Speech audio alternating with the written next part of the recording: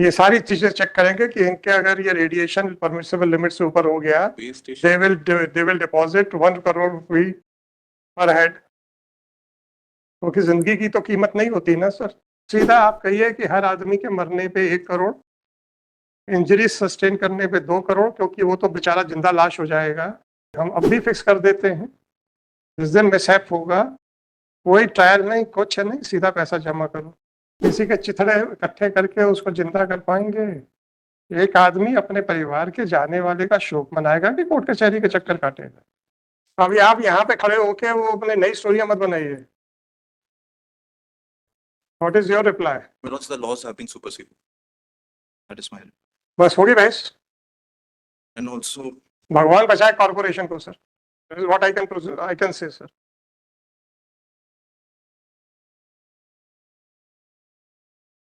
I am really sorry to hear that answer कि law has been superseded. Whether it has been made effectively with retrospective effect.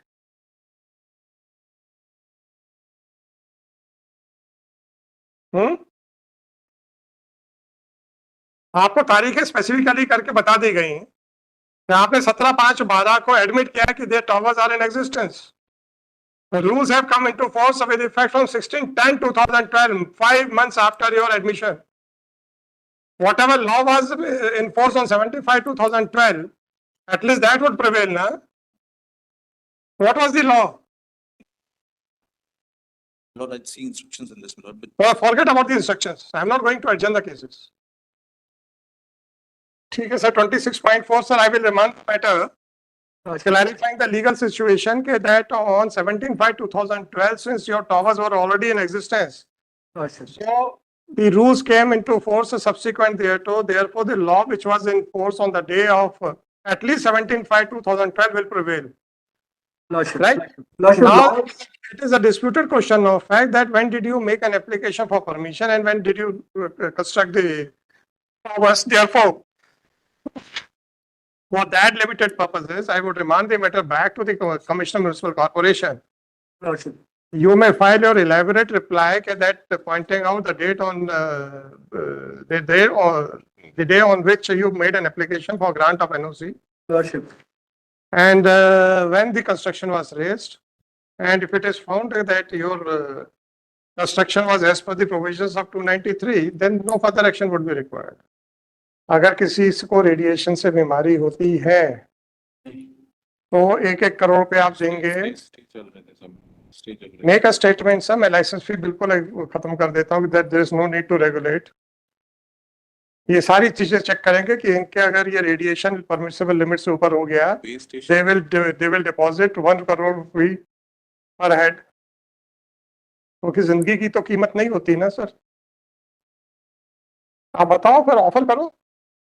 If you want to take the responsibility कि हम बिल्कुल कानूनी रूप से काम करेंगे, तो have a faith on you. अब 1 करोड़ क्या बोलो, हम तो 10 लाख 10 करोड़ देने को तैयार है sir. We will not violet.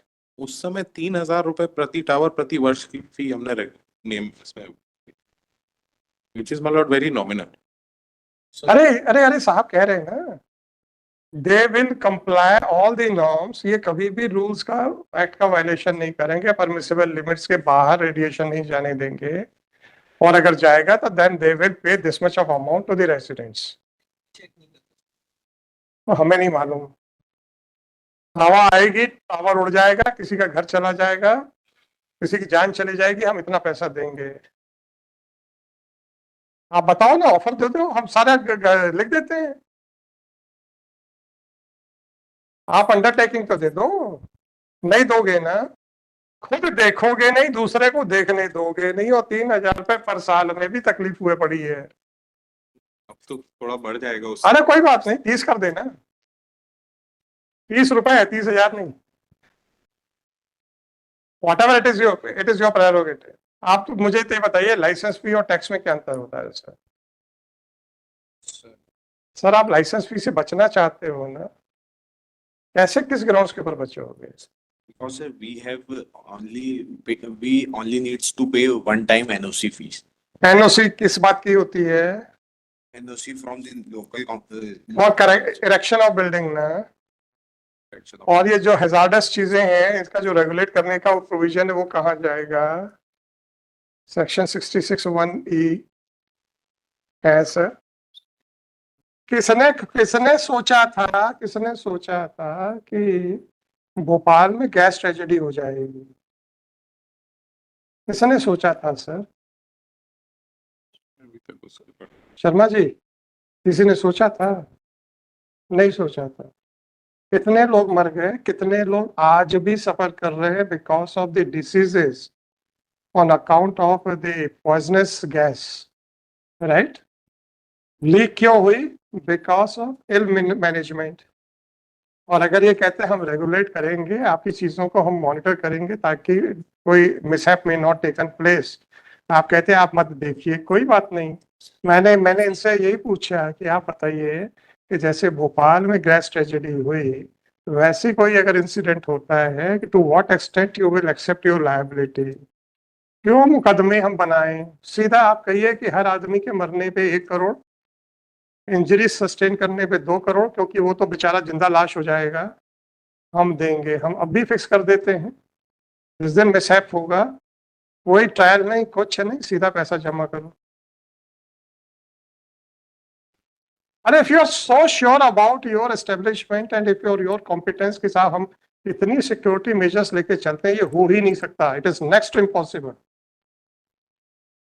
Make a statement, no problem. यार आदमी मर जाता है, मरने वाला तो चलो सर, जो आदमी घिसट घिसट के जीता है सर। आपने तो भोपाल में जो सफरर्स हैं, जो अभी भी सरवाइव कर रहे हैं, देखा होगा आप लोगों ने। वहां पहले तो एक डेडिकेटेड हॉस्पिटल भी खोला गया है। You must have seen those patients, उनकी क्या स्थिति है। मरने वाला तो बेचारा मोक्ष प्राप्त कर गया, जो बेचारे तिल तिल करके मर रहे हैं, और ये कहते हैं कि सर हम अपनी रिस्पॉन्सिबिलिटी को फुलफिल करेंगे। आप कहते हैं आप मत करो, no problem, take the responsibility. इतना ही तो पूछ रहा हूँ मैं, और क्या पूछा मैंने? ये कहीं नहीं कह रहे हैं कि हम ये कर रहे हैं। आप देख तो लें इनका रिप्लाई, कहाँ कह रहे हैं कि हम उसको इंस्पेक्ट सुने दो तब तो स्टे हो गया, उसके बाद से स्टे चल रहा क्या करेंगे ये? either take the responsibility or allow them to regulate the things. They are not regulated. आपसे स्टे हो गया मेरे भाई, क्या करेंगे ये? देखिए मैं इनको इतना फ्री हैंड नहीं दूंगा कि कल को ये कहे सर हाई कोर्ट ने क्वैश कर दिया था इसलिए हमने कुछ नहीं किया। अगर मैं इनको इतना अपॉर्चुनिटी देता हूं तो मैं फिर आपके ऊपर रिस्पॉन्सिबिलिटी फिक्स करने के बाद ही इतनी अपॉर्चुनिटी दूंगा, उससे पहले नहीं देने वाला। अभी आपने सुना होगा सर, एक और एग्जांपल दे रहा हूं। एग्जांपल है sir what was publish in the newspaper. एक फायर क्रैकर फैक्ट्री में ब्लास्ट हुआ था, मैं जगह वगैरह कोई नाम नहीं लूंगा। कलेक्टर ने उसको इलीगल डिक्लेयर कर दिया था, कमिश्नर ने 2 लाइन से ऑर्डर से स्टे कर दिया, और बाद में कमिश्नर एक्सप्लेन कर रहा था नहीं सर मैंने तो ऐसा कर दिया था, वैसा कर दिया।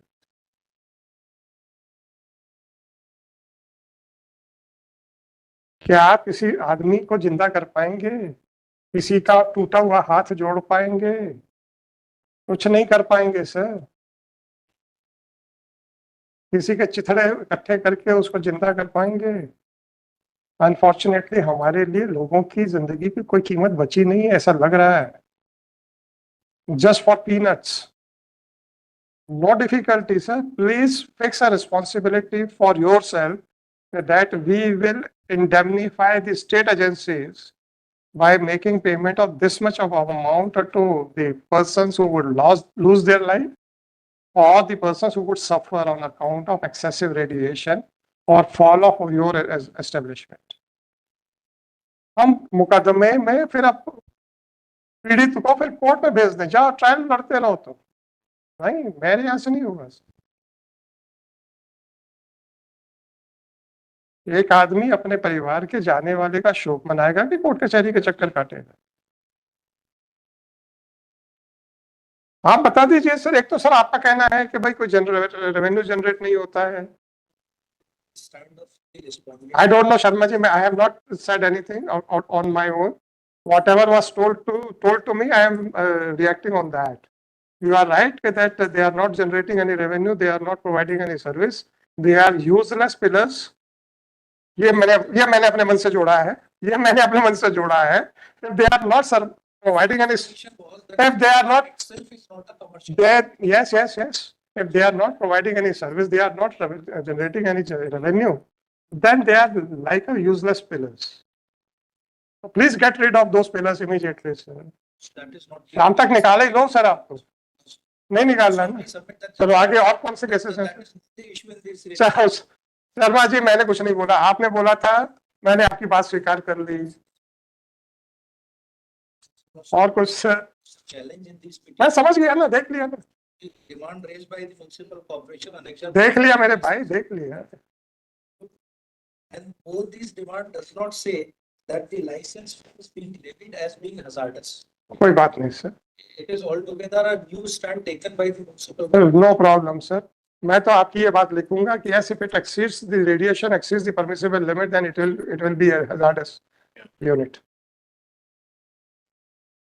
But there और यूनियन कार्बाइड का भी एग्जांपल दे दूंगा सर. क्या हम ये सारे लोगों के मरने तक का इंतजार करें?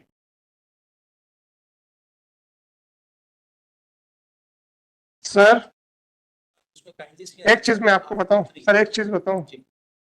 कल जो एक एक्सीडेंट हुआ है, in which 7 people have lost their life in a vehicular accident.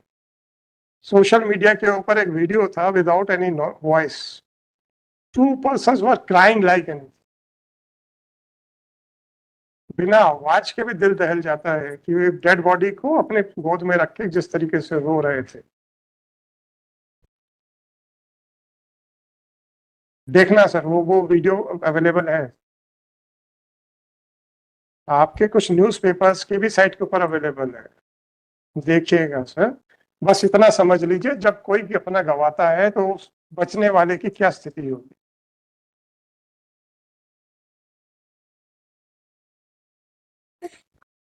हम लोग घटना हो जाने के बाद दोष देते हैं, घटना को सुधर ना होने के लिए कोई प्रिकॉशंस लेने को तैयार नहीं. ऐसा इस केस में लग रहा है. वो भी तब जब आपके हिसाब से ना तो रेवेन्यू जनरेट हो रहा है, ना ही कोई हम सर्विस दे रहे हैं इस टावर से, फिर भी जबरदस्ती के लाइसेंस फी भी. चलो और कौन कौन से केसेस हैं सर? 1064 उसमें कौन अपेयर हो रहा है? 1064 में भी मैं हूँ. 1060 सारे पिटिशनर की तरफ से कौन है? आप है. बाकी सब ये लाइसेंस फी वाले ही हैं. एक अलग है. वो तो अच्छा 0.5 वाला 5111 उसमें कौन आप अपेयर हो रहे हैं? जी sir. On what ground you have been asked to remove the tower? Prayer है उनकी. President of society. अच्छा, आप चाहते हैं कि रिमूव कर दिया जाए? अरे नहीं, बढ़ाऊंगा नहीं सर. भाई साहब, पिटीशन नंबर 1 जो है ओनर्स एसोसिएशन है, उसकी कभी डेथ नहीं होती. और तो और उनके जो प्रेसिडेंट साहब हैं, ये परसों ही बोल के गए थे कि उनकी तबीयत ठीक नहीं है तो उनको घर जाना है. अरे सुन तो लीजिए, पिटिशनर नंबर 1 के जो एसोसिएशन के जो प्रेसिडेंट साहब हैं, जो कि प्रैक्टिसिंग लॉयर हैं, परसों ही मेरी कोर्ट में अपियर होके गए थे कि आज तबीयत ठीक नहीं है, मुझे घर जाना है, तो मेरा केस एडजेंट कर दो. हमने एडजेंट कर दिया था. और अगर नंबर 2 की डेथ हो गई है, सर मैं भी रेसिडेंट ऑफ सोसाइटी. बहुत अच्छी बात है सर. सर आपसे बहुत ज्यादा आशाएं. अच्छी बात है सर. हमारी आपसे आशाएं कि कानूनी बहस करो, तो करो ना. सर हाँ, कल के लिए कर देंगे सर, कोई इशू नहीं. आप कल कर दीजिएगा सर. ठीक है.